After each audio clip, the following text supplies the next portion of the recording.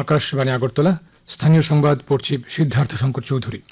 রাজ্য বিধানসভার বাজেট অধিবেশন গতকাল শেষ হয়েছে। বিধানসভার অধ্যক্ষ বিশ্ববন্ধু সেন গতকাল বিকেলে অধিবেশন অনির্দিষ্টকালের জন্য মুলতবি ঘোষণা করেন। এটি ছিল ত্রয়োদশ বিধানসভার সপ্তম অধিবেশন। উল্লেখ্য, গত ২১শে মার্চ বিধানসভার বাজেট অধিবেশন শুরু হয়েছিল। মুখ্যমন্ত্রী অধ্যাপক ডক্টর মানিক সাহা জানিয়েছেন, পিএম জনমন এবং ধরতি আভা জনজাতি গ্রাম উৎকর্ষ অভিযান এই দুটি প্রকল্পে এডিসি এলাকায় ৩৯টি হোস্টেল তৈরির জন্য কেন্দ্রীয় সরকারের কাছ থেকে অনুমোদন পাওয়া গেছে। গতকাল বিধানসভার রেফারেন্স পিরিয়ডে বিধায়ক পাঠানলাল জমাতিয়ার জনস্বার্থে আনা এক নোটিশের জবাবে মুখ্যমন্ত্রী এই তথ্য জানান। তিনি জানান, এডিসি পরিচালিত বিদ্যালয়গুলোর ছাত্রছাত্রীদের গুণগত শিক্ষা প্রদানে রাজ্য সরকার বদ্ধপরিকর।